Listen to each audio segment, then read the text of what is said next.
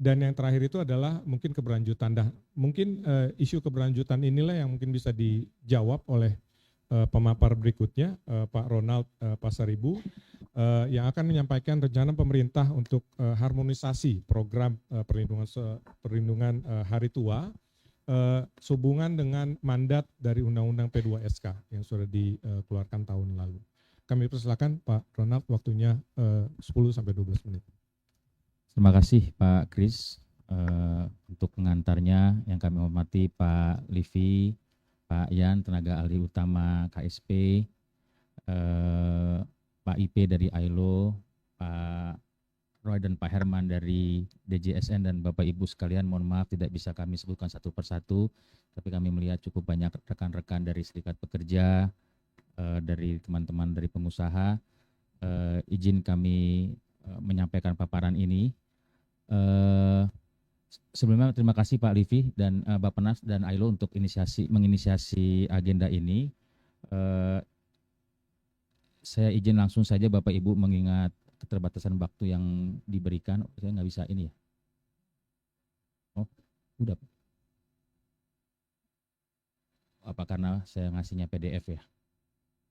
Bisa.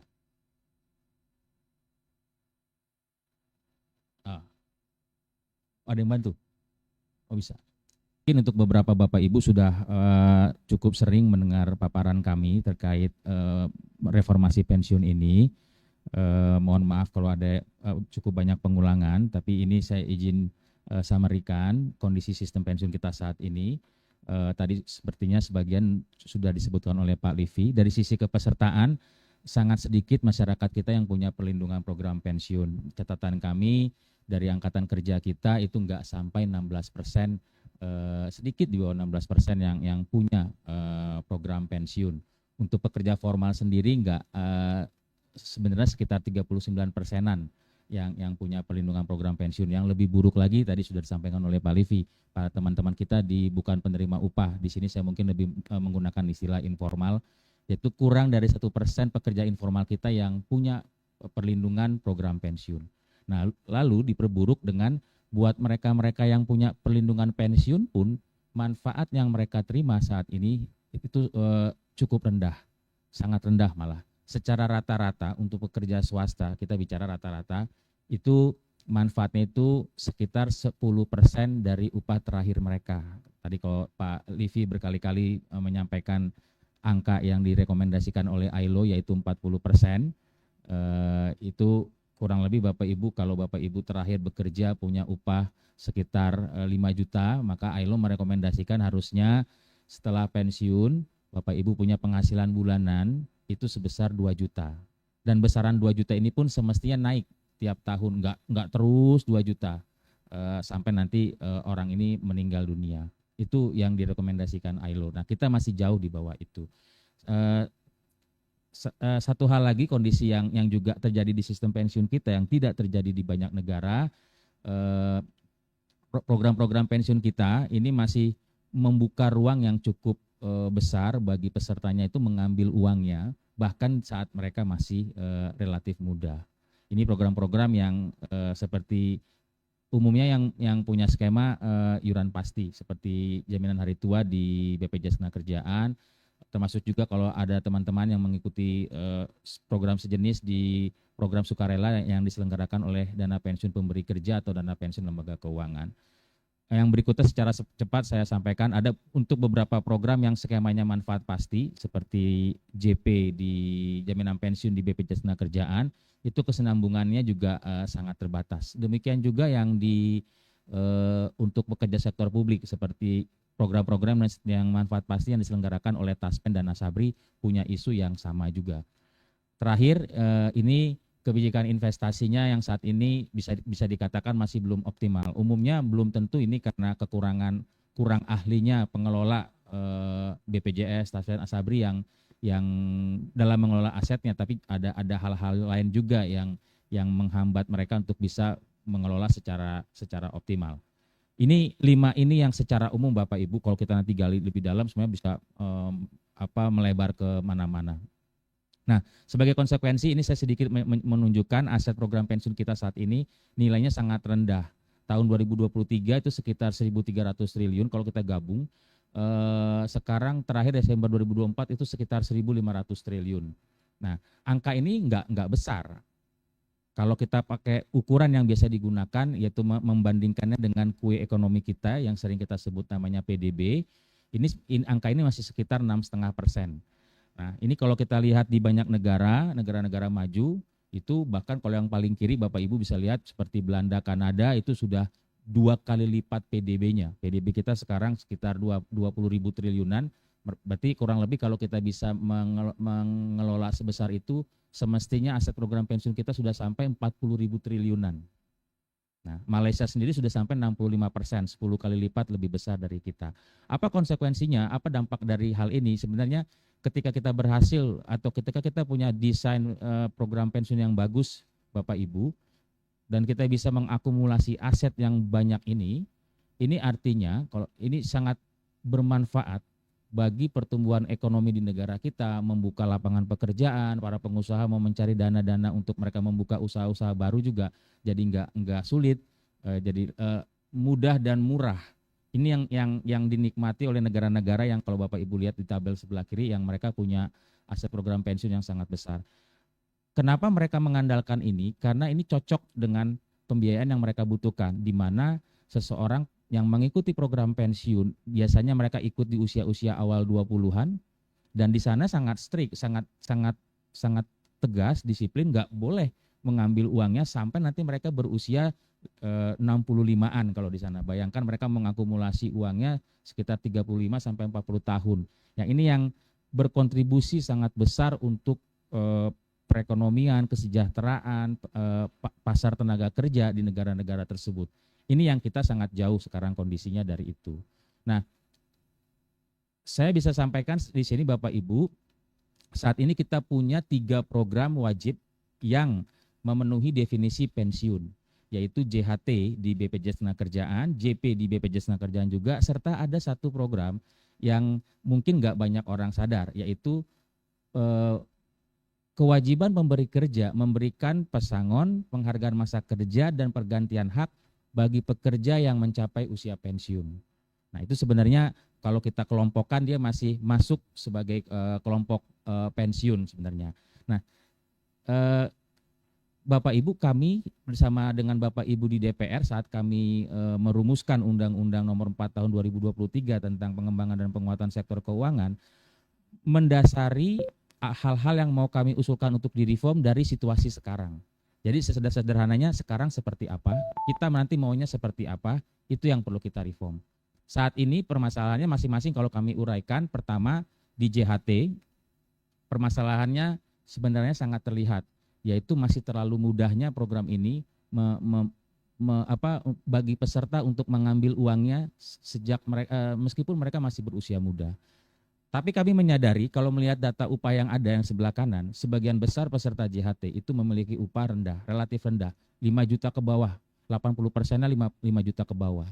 Ini yang membuat kami juga memaklumi ketika pemerintah beberapa kali mengusulkan kembali kepada aturan Undang-Undang SJSN di mana JHT tidak boleh diambil sampai usia 56, banyak sekali teman-teman di pekerja yang marah, yang keberatan dengan ini gitu loh. Kami menyadari dari yang banyak mengambil, ini yang warna merah Bapak Ibu, itu dengan pengambilan total ini adalah total klaim JHT tiap tahun, yang warna merah adalah pengambilan klaim dengan alasan mengundurkan diri, itu makin besar dia. Nah, tapi tadi setelah kita mendalami datanya, kami meyakini ada beberapa teman kita memang yang mengambil itu untuk memenuhi kebutuhan dasar mereka seperti pendidikan, kesehatan, yang mungkin saat ini pemerintah belum bisa menyediakan bagi mereka. Nah, tapi kami juga melihat enggak sedikit juga mereka yang mengambil ini bukan untuk kebutuhan, sekedar untuk kayak memiliki kendaraan yang lebih bagus, ya pokoknya untuk hal-hal yang bersifat konsumtif lah.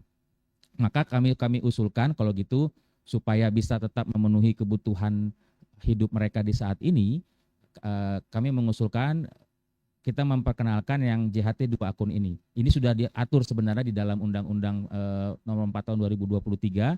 Sepanjang 2023 dan 2024 yang lalu kami cukup sering berkonsultasi dengan teman-teman serikat pekerja yang memang sayangnya masih banyak mereka yang menolak, tapi nanti bisa kita diskusikan juga Bapak Ibu, di mana di undang-undang itu dikatakan 2 akun ini akan kita bagi. Akun pertama menjadi akun yang tidak bisa peserta ambil uangnya sampai mereka nanti mencapai usia pensiun. Sementara akun kedua ini adalah yang kita perkenankan untuk peserta ambil, tapi dengan catatan itu untuk keperluan mendesak. Nah, undang-undang bilang porsi akun utama harus lebih besar daripada akun tambahannya. Nah, ini yang sedang kita cari angkanya berapa. Beberapa usulan yang masuk ke kami misalkan ya sudah disesuaikan saja dengan porsi iurannya pemberi kerja dan pekerja. Jadi nanti pemberi kerja kan membayar sekarang sekitar 3,7 dari total 5,7, yaitu sekitar 65%-nya. Ya sudah usulannya 65 saja untuk yang akun utama, 35 untuk yang akun tambahan. Ada juga yang mengusulkan, Pak bisa nggak dibuat bertingkat. Jadi buat mereka yang upahnya rendah, misalkan di bawah 5 juta pembagiannya 5545. Sementara buat upah yang sedang-sedang dari 5 juta sampai 10 juta pakai yang tadi yang 6535, tapi yang upahnya tinggi di atas 10 juta pakai rasio pembagiannya 7525. Oh, itu kami terbuka. Ini semua belum final Bapak Ibu. Tapi solusinya untuk kami untuk isu di JHT ini kita harus mulai membuat batasan-batasan penarikan. Ya. Lalu yang berikutnya JP ini masalahnya banyak sekali. Tadi beberapa sudah disebutkan Pak Livi. Saya izin menyampaikan dulu yang nomor 2 yang waktu tunggu. Bapak Ibu mungkin sudah menyadari juga. Nah ini Pak Livi, PP tentang JP ini baik langsung merevisi PP-nya maupun nanti kita menggunakan PP yang turunan Undang-Undang P2SK tadi harus jadi sebelum 2030.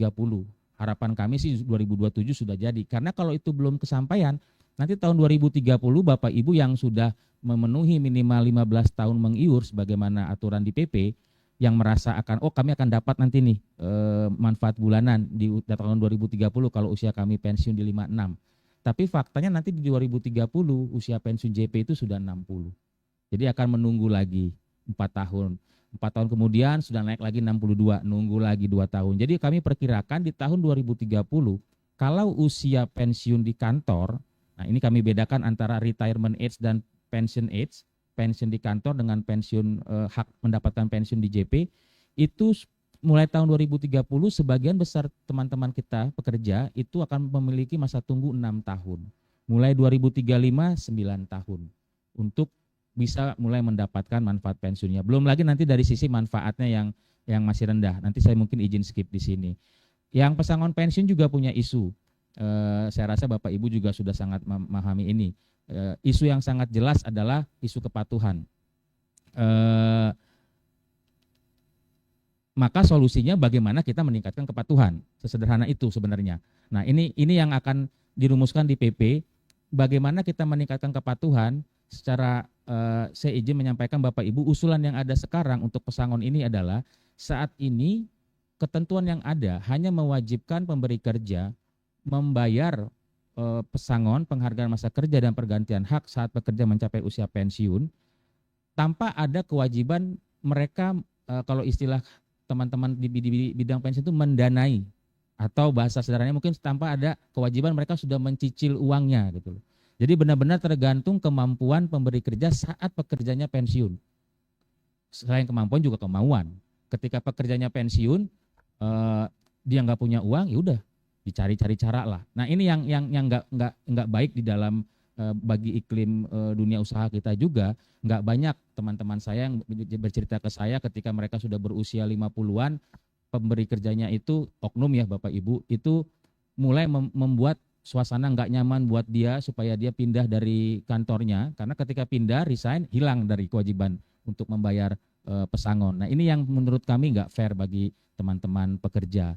Ini harus kita perbaiki. Jadi kuncinya di sini bagaimana kita mewajibkan si pemberi kerja mendanai. Nah undang-undang P2SK sebelum ada undang-undang P2SK Bapak Ibu, pemerintah nggak punya kemampuan untuk memaksa itu. Tapi dengan undang-undang P2SK pemerintah diberikan kewenangan untuk memaksa nanti pemberi kerja mendanai kewajiban pesangon ini. Saya izin balik sedikit, permasalahan JP tadi sudah disampaikan oleh Pak Livi, nanti Pak Dayan dari BPJS juga akan mengelaborasi lebih banyak.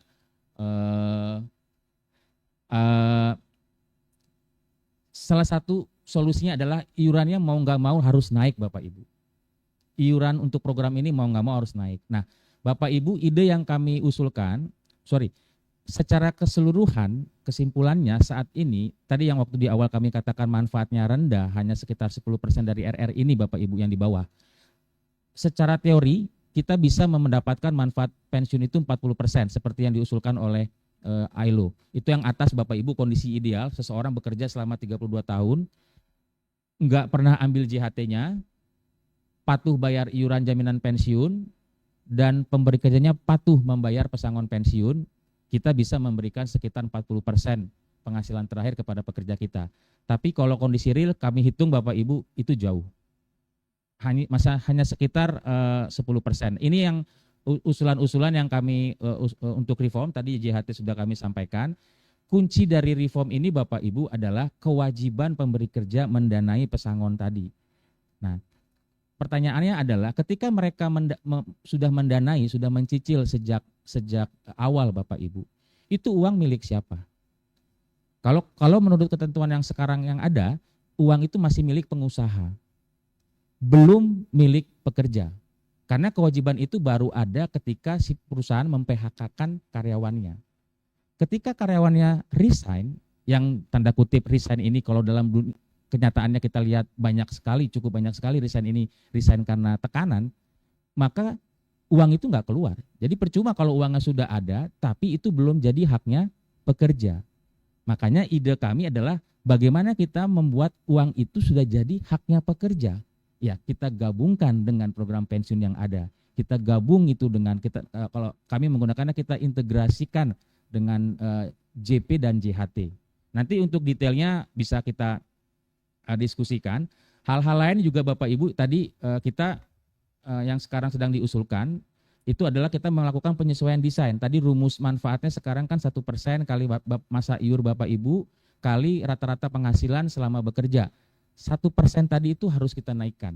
Tanpa itu dinaikkan, manfaat Bapak Ibu akan sama aja. Mau iurannya naik 2 kali lipat, 3 kali lipat, tanpa rumus manfaatnya diubah, manfaat pekerja akan sama aja untuk program JP. Itu yang kami usulkan naik Pak Livi dari sekarang 1% menjadi 1,5% atau 1,2% tergantung nanti berapa kenaikan iuran yang kita mampu bayar. Jadi usulannya sebenarnya ada satu skenario yang pekerja enggak naik sama sekali, pemberi kerja naik, tapi ini sebenarnya mengganti kewajiban, men-shifting kewajiban pesangonnya. Pekerja nggak naik, tapi itu hitungan kami kalau pekerja nggak ada kenaikan, sekitar manfaatnya hanya bisa mencapai sekitar 35%. Sudah cukup bagus juga sih sebenarnya, tapi masih di bawah yang ILO minta. Tapi kalau pekerja mau naik 2% saja dari yang sekarang, kenapa saya bilang pakai kata saja? Karena yang kami usulkan Bapak Ibu nggak naik dalam 1 tahun. Kenaikan itu nggak terjadi dalam 1 tahun. Kenaikannya kita buat bertahap supaya memastikan tidak ada penurunan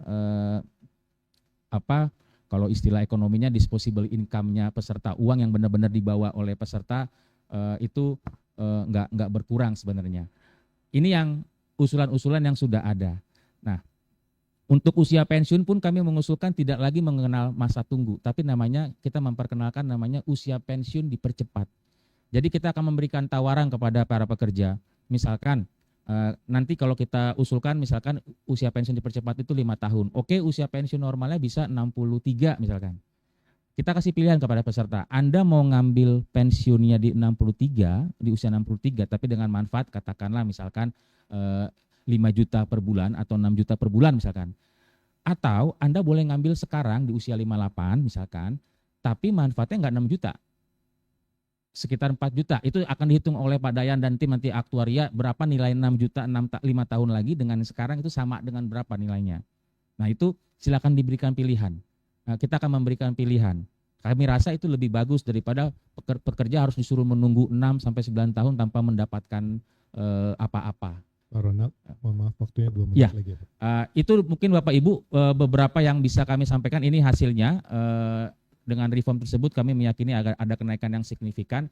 Dan update tentang PP-nya Pak Kris, Bapak Ibu, tahun lalu kami mau coba mengusulkan ini masuk ke dalam Proksun tahun 2026 2025 Pak Livi, tapi sayangnya tidak disetujui oleh teman-teman di Kementerian Hukum. Tahun ini kami mau mencoba mengajukan lagi supaya masuk di Proksum 2026. Mohon dukungan dari Pak Livi juga, nanti dari teman-teman. Kalau teman-teman merasa ini memang sesuatu yang urgent perlu segera kita ubah peraturannya, sangat sangat besar sekali harapan kami baik dari pekerja, pengusaha itu juga bisa mendukung untuk mendesak percepatan pengerjaan RPP ini. Demikian dari kami Bapak Ibu, mohon maaf pada yang kurang berkenan. Terima kasih. Silakan Pak Ronald, mungkin lebih fokus ke pembiayaannya itu Pak yang naik. Sebetulnya naik kan cuma 2% ya Pak kalau dari pekerjaan. Silakan Pak. Ya, saya izin juga menyampaikan terkait sosialisasi atau mengedukasi ya Pak Kris, Bapak Ibu. Bapak Ibu, isu pensiun ini nggak mudah, tapi kami tetap terus berupaya buat Bapak Ibu, teman-teman serikat pekerja yang juga mungkin sudah beberapa kali bertemu dengan kami. Saya rasa cukup sering kami menyampaikan ini ya. Tahun 2023 saya ingat sekali 5 hari berturut-turut kami mengundang seluruh konfederasi menyampaikan apa yang tadi sudah saya sampaikan. Tahun 2024 juga ada beberapa konfederasi yang mengundang saya pribadi untuk berbicara menjelaskan kepada teman-teman di serikat pekerjanya, dan sampai saat ini kami terus menyampaikan informasi. Silakan undang kami, nggak usah pusing mikirin masalah honor, saya siap menjelaskan secara free.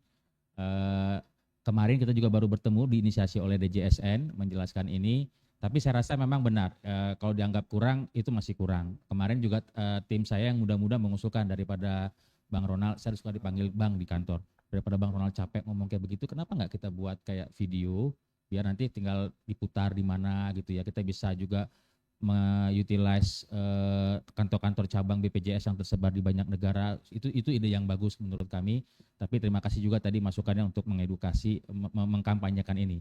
Sedikit menyampaikan Bapak Ibu, dari negara-negara yang pernah kami pelajari, kami berkesempatan untuk langsung mendatangi negara-negara tersebut. Negara-negara maju seperti Kanada dan Australia pun kami tanya ke mereka, ke pemerintah mereka, bagaimana cara kalian meningkatkan literasi pemahaman pensiun ke masyarakat kalian?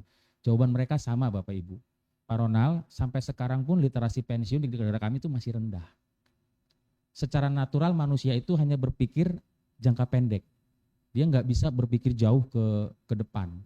Jadi cara negara-negara tadi yang saya perlihatkan Bapak Ibu yang uang pensiunnya banyak banget, itu sebenarnya cuma satu. Dipaksa Pak Ronald. Dipaksa oleh peraturan, sehingga mereka memaksa untuk nabung, sehingga mereka juga dipaksa untuk memikirkan hari tua.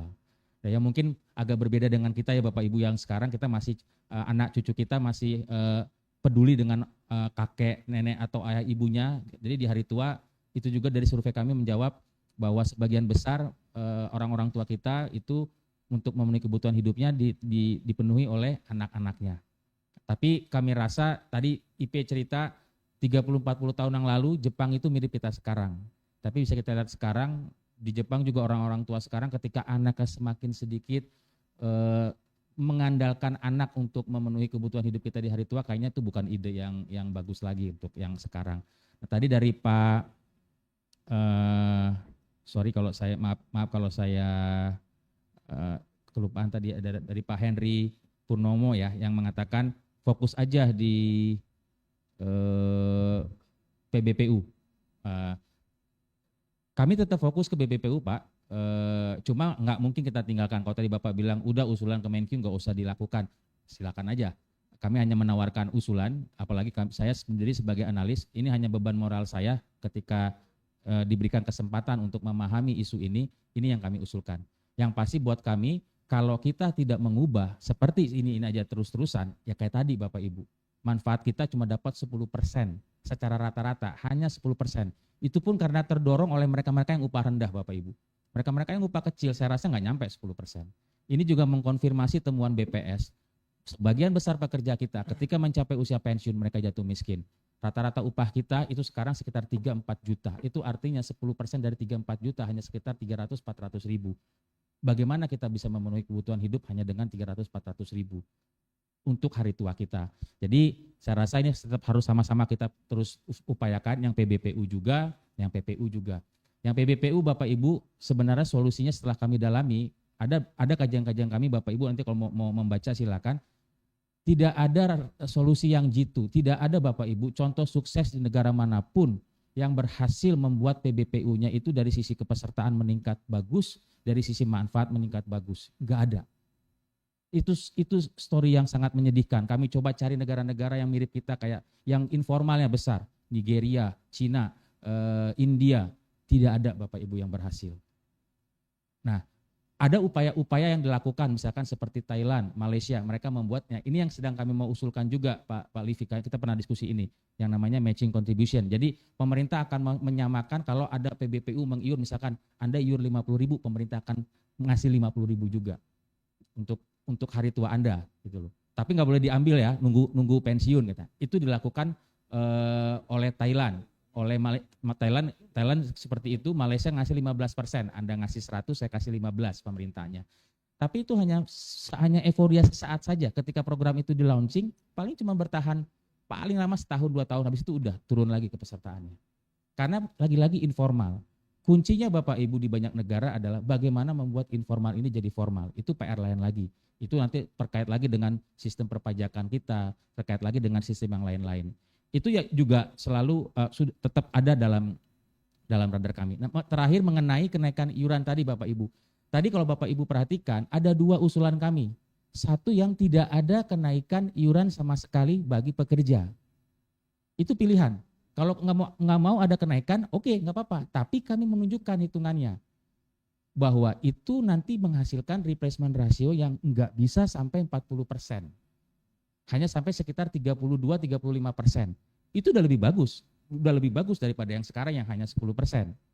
Makanya saya juga nggak masalah kalau memang ya udah pekerja juga nggak usah dinaikkan. Oh ya sudah, nggak apa-apa. Nah kalau nanti pengusaha ngeluh misalkan, kenapa kami naik Pak Ronald, naik 4,3%? Enggak, sebenarnya nggak naik. Sebenarnya menggeser. Buat perusahaan yang sebenarnya sekarang sudah patuh terhadap kewajiban pesangonnya, Anda nggak naik sebenarnya. Nggak ada kenaikan beban Anda. Cuma harus kita akui, lebih banyak perusahaan yang nggak patuh. Ya kan? Nah perusahaan yang nggak patuh ini ada banyak macam-macam Bapak Ibu. Ada yang memang pada dasarnya niatnya emang udah mau bandel aja nggak mau patuh. Tapi ada juga yang kemampuannya terbatas. Makanya kalau untuk perusahaan yang nakal nggak ada ampun buat menurut kami. Masa kita biarkan terus menerus. Tapi buat perusahaan yang kemampuannya terbatas, itulah kami datang dengan usulan nggak naik sekaligus 4,3%-nya. Naiknya bertahap. Kalau Bapak Ibu lihat nanti di proposalnya tahun pertama 0,3, setelah itu 0,5, 0,5, 0,5. Kami diskusi dengan Apindo tentang hal ini. Kami sempat sindir juga, masa sih nggak bisa 0,5% setahun? Nah, lagi-lagi kalau perusahaan yang memang sudah punya niat baik, harusnya tapi hanya isunya cuma masalah kemampuan, harusnya usulan tersebut nggak berlebihan. Nah untuk pekerja pun yang 2% tadi Pak, nggak dalam 1 tahun. Kami memastikan berapa kenaikan upah rata-rata para pekerja kita. Data kami menunjukkan mungkin beberapa sebelum yang 6%, beberapa tahun sebelumnya 3-4%. Dan saya setuju dengan para pekerja. Formula kenaikan upah sekarang, saya mungkin juga akan dijewer juga sama pemerintah kalau ngomong kayak begini. Cukup nggak adil kepada pekerja. Saya punya sebenarnya beberapa proposal untuk kenaikan upah yang fair antara pengusaha dan pekerja. Itu bisa kita diskusikan. Teman-teman Kemenaker juga tertarik untuk kita berdiskusi tentang itu. Nanti akan itu setelah kami pelajari di beberapa negara yang bagaimana mereka punya formula kenaikan upah minimum yang dipandang cukup adil bagi pengusaha dan pekerja. Itu bisa kita diskusikan. Nah, kenaikan 2% tadi kami usulkan Bapak Ibu terjadi bertahap dalam 10 tahun. Berarti artinya setahun itu hanya 0,25. Mohon maaf kalau saya menggunakan kata hanya. Kalau rata-rata upah pekerja kita 4 juta, 0,25% itu 10.000 Bapak Ibu sebulan. Kalau menurut kami, dan ketika kami lihat data juga cukup banyak konsumsi rokok untuk teman-teman pekerja, ya dikurangin lah 2 batang, 3 batang. Itu Pak Roy langsung protes, nggak boleh itu, rokok itu udah tetap harus segitu, kata Bang Roy itu. Udah nggak bisa itu, kalau rokok segitu udah segitu nggak boleh, yang lain yang dikurangin. Maaf, Pak Ronald, itu yang kami propose. Mungkin itu, terima kasih.